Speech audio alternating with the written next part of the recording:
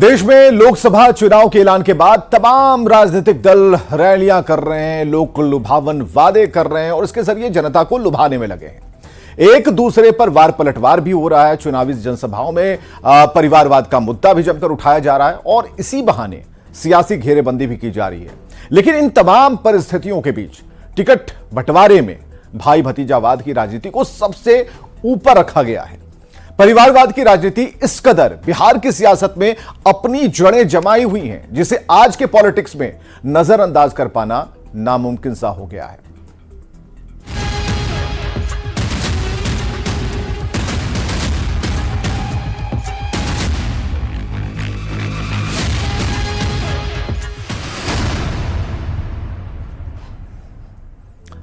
खास कार्यक्रम देख रहे हैं आप, विशेष भी कह सकते हैं इसे, क्योंकि खास शो है, नाम है वंश।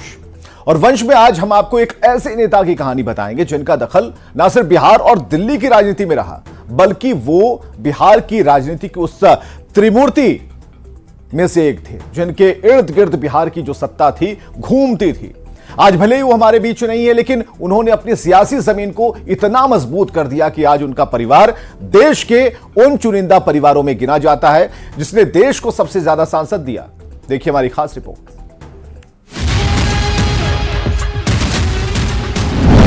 कि नेता नीति नियत, ये संविधान का प्रियम्बुल पढ़िए। भारतीय राजनीति का मौसम वैज्ञानिक, सियासत का वो खिलाड़ी जिनके नाम दर्ज हैं कई रिकॉर्ड। एक तरफ से जो गरीब लोग हैं, दलित हैं, पिछड़े हैं, अल्पसंख्यक हैं, गरीब लोग हैं, उनको राजनीतिक आजादी मिल गई है। 6 प्रधानमंत्रियों के साथ काम करने का अनुभव, लेकिन उनको आर्थिक और सामाजिक आजादी नहीं मिली है। जो सबसे नीचे है उसको गिरने का भय नहीं होता है। हर सरकार में बरकरार रहा दबदबा। आज भी हमारा सियासत है चिराग पासवान।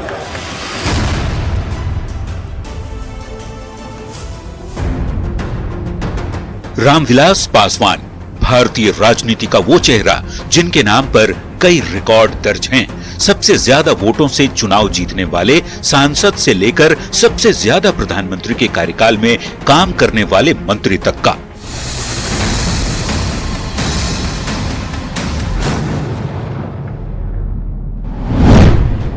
रामविलास पासवान वो नेता थे जिन्हें भारतीय राजनीति का मौसम वैज्ञानिक कहा जाता था। चुनावी स्ट्रेटेजी बनाने में माहिर रामविलास पासवान को भले ही 6 प्रधानमंत्री के साथ काम करने का मौका मिला, लेकिन वंशवाद की सियासत से वो भी अछूते नहीं रहे। रामविलास पासवान सियासत के वो माहिर खिलाड़ी थे जिन्होंने बिहार के खगड़िया से निकलकर दिल्ली के लुटियंस जोन में ऐसी धाक जमाई कि केंद्र में सत्ता चाहे किसी भी पार्टी की हो, प्रधानमंत्री कोई भी हो, पर उन्हें कोई डिगा नहीं पाया।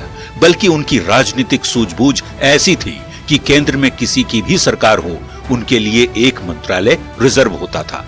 अब इसे उनकी दूरदर्शिता कहें या फिर राजनीति को समझने की परख।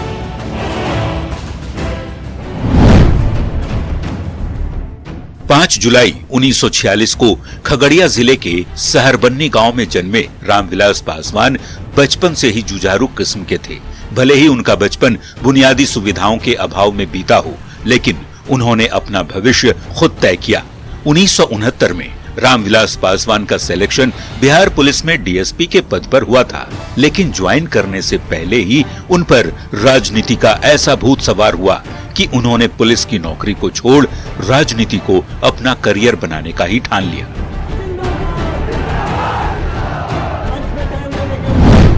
कि नेता नीति नियत, ये संविधान का प्रियम्बुल पढ़िए। 10 है इसकी आत्मा है। पहला है सॉवरेनिटी, दूसरा है सोशल रिपब्लिक, तीसरा है democracy, secularism, justice, individual rights, equality, fraternity, dignity of individuals, unity and integrity. ये है हमारा 10 क्या कहते हैं कि हमारा जो है ये बिंदु है। 10 क्या कहते हैं कि हमारी आत्मा है। उन दिनों रामविलास पासवान संयुक्त सोशलिस्ट पार्टी के नेताओं के संपर्क में आए। रामविलास शुरू से ही दलितों के हित की बात किया करते थे। ऐसे में संयुक्त सोशलिस्ट पार्टी के नेताओं ने 1969 के बिहार विधानसभा चुनाव में उन्हें अलौली सीट से टिकट देकर मैदान में उतार दिया। किस्मत ने रामविलास पासवान का साथ दिया और पहली ही बार में वो चुनाव जीत भी गए। इसके बाद उन्होंने कभी भी पीछे मुड़कर नहीं देखा। एक के बाद एक राजनीति की सीढ़ियां चढ़ते गए और देखते देखते बिहार के सबसे बड़े दलित नेता बन गए।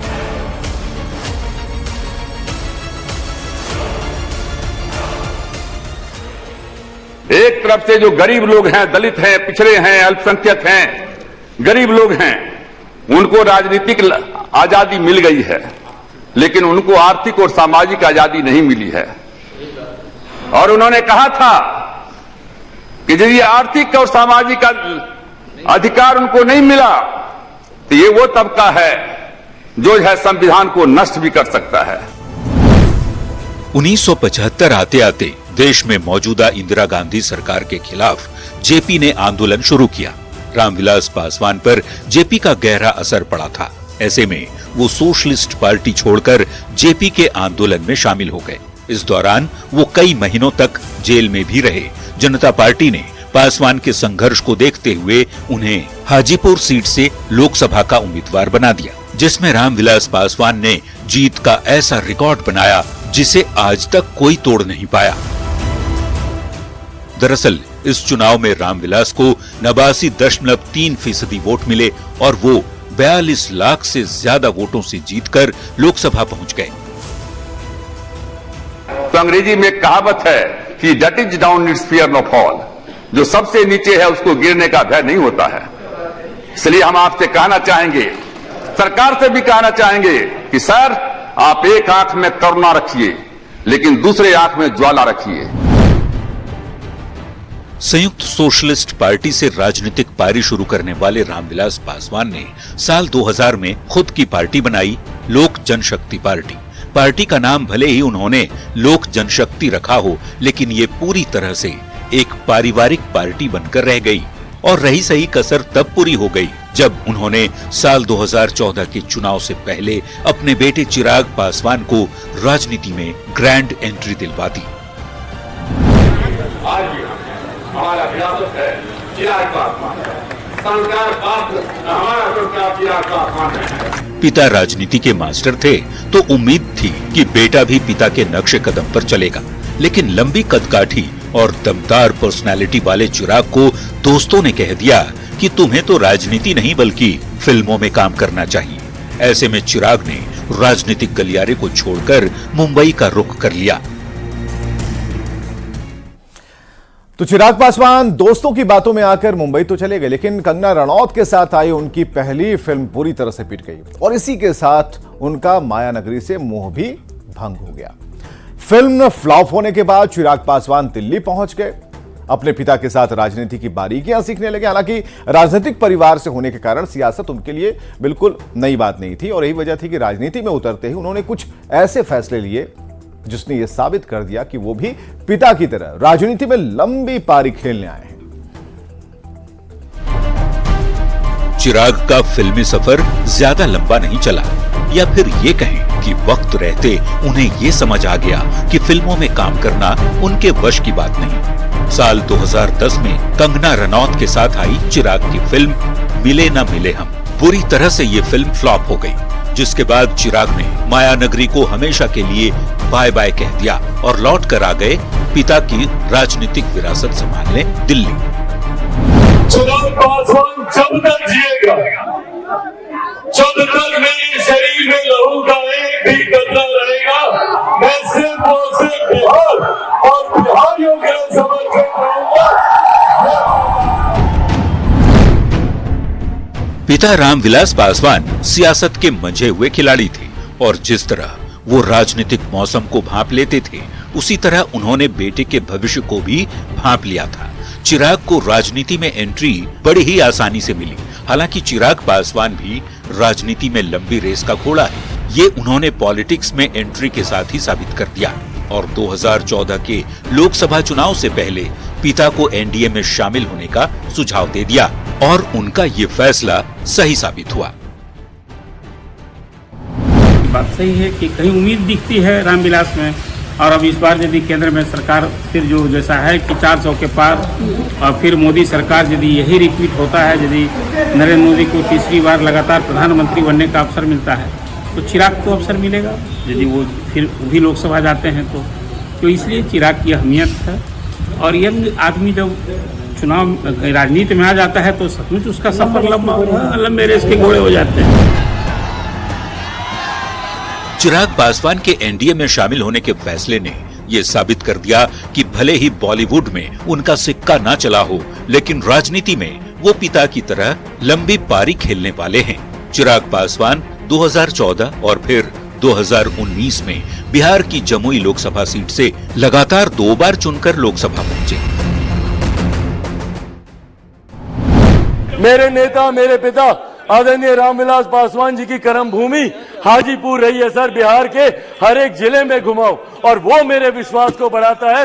आज बिहार के युवा, देश भर के युवा सर, देश को दुनिया की तीसरी सबसे बड़ी अर्थव्यवस्था बनते हुए देखना चाहते हैं। 2047 में हमारे देश को एक विकसित देश के तौर पर देखना चाहते हैं। करीब 6 दशक से राजनीति कर रहे रामविलास पासवान ने अपने बेटे को न सिर्फ राजनीति में लॉन्च किया, बल्कि एक वक्त ऐसा भी आया जब पार्टी के महत्वपूर्ण फैसलों में उनका भी दखल होने लगा। हालांकि चिराग पासवान से पहले रामविलास पासवान ने अपने परिवार के कई लोगों की राजनीति में एंट्री करवाई। आज के समय में पासवान फैमिली के कई सदस्य राजनीति में एक्टिव हैं। रामविलास पासवान पूर्व केंद्रीय मंत्री। रामविलास पासवान ने 2 शादियां की। पहली पत्नी राजकुमारी देवी और दूसरी पत्नी रीना पासवान। राजकुमारी देवी से 2 बेटी हुई, पहली आशा पासवान और दूसरी उषा पासवान। आशा पासवान की शादी साधु पासवान से हुई, जो कि आरजेडी के नेता हैं। दूसरी पत्नी रीना पासवान से 2 बच्चे हुए, चिराग पासवान और निशा पासवान। निशा पासवान की शादी अरुण भारती से हुई, जो कि इस बार जमुई सीट से एलजेपीआर के टिकट पर चुनाव लड़ रहे हैं। भाई पशुपति पारस पूर्व केंद्रीय मंत्री हैं। स्वर्गीय रामचंद्र पासवान पूर्व सांसद रह चुके हैं। प्रिंस पासवान रामचंद्र पासवान के बेटे हैं और फिलहाल समस्तीपुर सीट से सांसद हैं। मृणाल पासवान, जो कि रामविलास पासवान के दामाद हैं। रामविलास पासवान के बड़े दामाद भी राजनीति में हैं, लेकिन फिलहाल वो आरजेडी के साथ हैं। हालांकि 2020 में रामविलास पासवान के निधन के बाद भाई भतीजावाद की पॉलिटिक्स में ऐसी फूट पड़ी कि न सिर्फ पार्टी 2 टुकड़ों में बंट गई, बल्कि पारिवारिक स्तर पर भी मनमुटाव साफ तौर पर देखा जाने लगा। देखिए, चुनौतियों से ना मैं कभी डरा हूं ना घबराया हूं। मैंने हमेशा हर चुनौती का डटकर सामना किया है, इसीलिए आज मैं यहाँ पर मौजूद हूं। नहीं करता तो परिस्थितियों ने तो मुझे समाप्त करने का प्रयास किया ही था।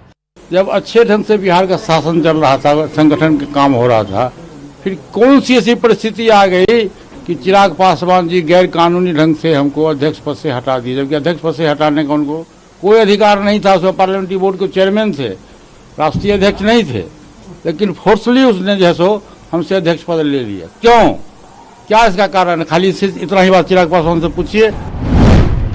दरअसल पशुपति कुमार पारस शुरू से ही अपने बड़े भाई रामविलास पासवान के साथ कदम कदम पर खड़े रहे, लेकिन रामविलास के निधन के बाद उनकी विरासत का उत्तराधिकारी बनने को लेकर परिवार में बड़ी फूट पड़ गई और चाचा पशुपति पारस बगावत कर अलग हो गए।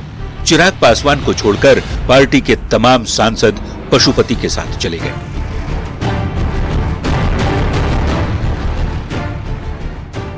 जितने वार करने हैं चिराग पासवान के सीने पे कीजिए, पर पीठ पीछे बातें करना आपको शोभा नहीं देता।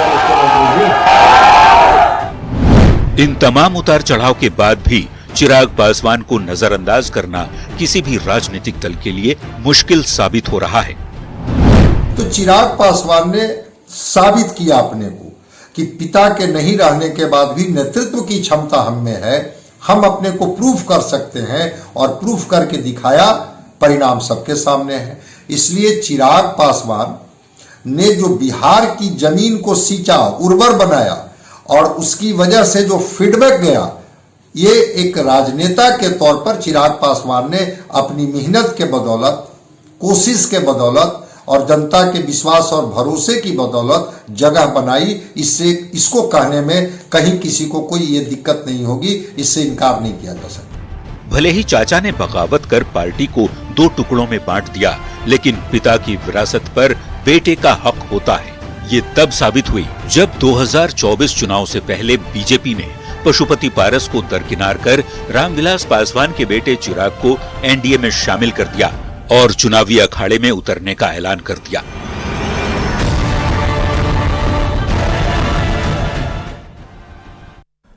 रामविलास पासवान के बाद चिराग पासवान ने जिस तरीके से उनकी विरासत को संभाला, उसके बाद उनके निधन के बाद जिन परिस्थितियों में गुजरकर उन्होंने पार्टी को संभाला, यह साबित हो गया कि चिराग ही पिता की विरासत को आगे बढ़ा सकते हैं।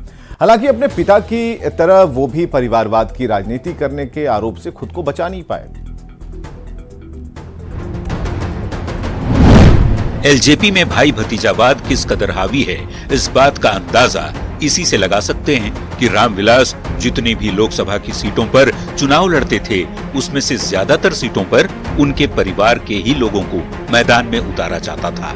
इसे और अच्छे से समझने के लिए 2019 के चुनावी गणित को समझना भी जरूरी है। 2019 में एलजेपी बिहार में 6 सीट पर चुनाव लड़ी। 3 सीट पर परिवार के सदस्य को उतारा गया। हाजीपुर से भाई पशुपति कुमार पारस मैदान में उतरे।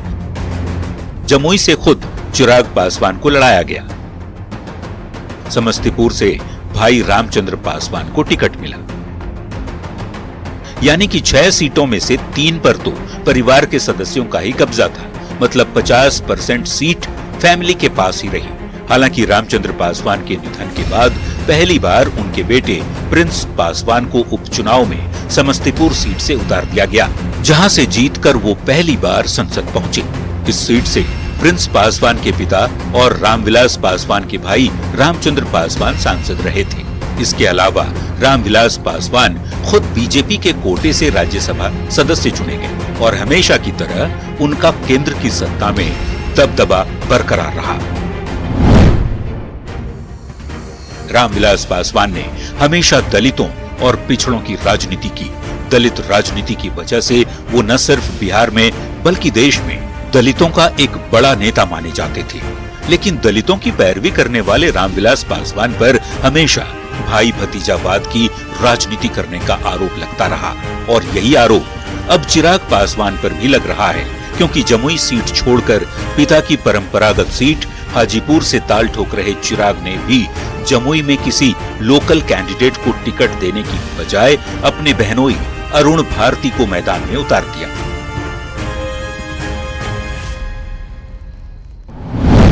नीति आयोग की रिपोर्ट में 99 प्रावधान पर जमुई था।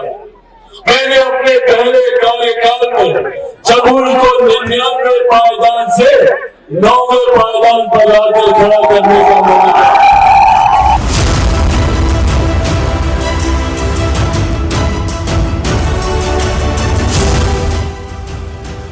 रामविलास पासवान और एलजेपी की धमक भले ही पटना से लेकर दिल्ली तक रही हो, लेकिन परिवारवाद और भाई भतीजावाद हमेशा से ही पार्टी पर हावी रहा और पार्टी के टूटने की वजह भी चाचा और भतीजे की पार्टी पर वर्चस्व की लड़ाई ही थी।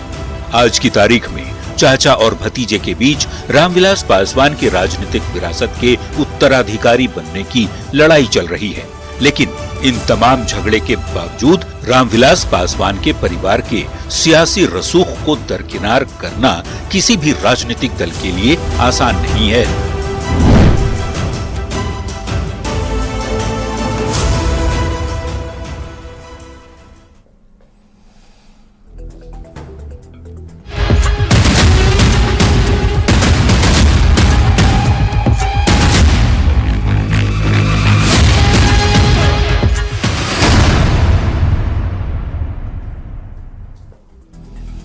चलिए, वंश आप देख पा रहे थे, लेकिन उसके आगे भी कहानी है। कहानी अगले एपिसोड में जरूर आपको दिखाएंगे, लेकिन कुछ लोकसभा चुनाव की गतिविधियों से जुड़ी कहानी है कि जैसे जैसे तारीखें नजदीक आ रही हैं, चुनाव से जुड़ी जो सामग्री है, जो सामान होते हैं, उनकी डिमांड बढ़ रही है। आप जरा देखिए, स्क्रीन देखिए आप सिर्फ। जेडीयू कार्यालय में एनडीए के तमाम घटक दलों की प्रचार सामग्रियां बिक रही हैं, और झंडा है, मुखौटा है, बैनर है, पैम्फलेट हैं, ये सभी कुछ बेचे जा रहे हैं। जिन्हें जो खरीदना है खरीद सकते हैं।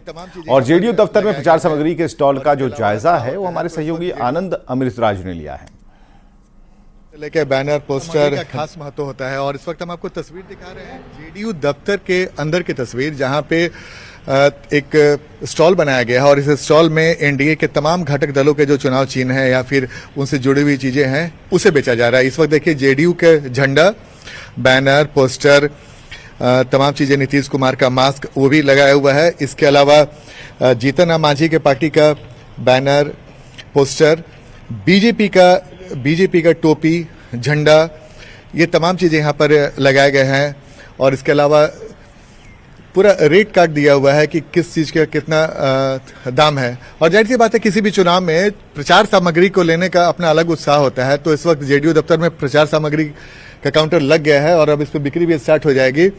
मीडियम झंडा 13, छोटा झंडा 7, बड़ा झंडा 25, 35, तमाम रेट लिखे हुए हैं। और हमारे साथ स्टॉल वाले भी हैं।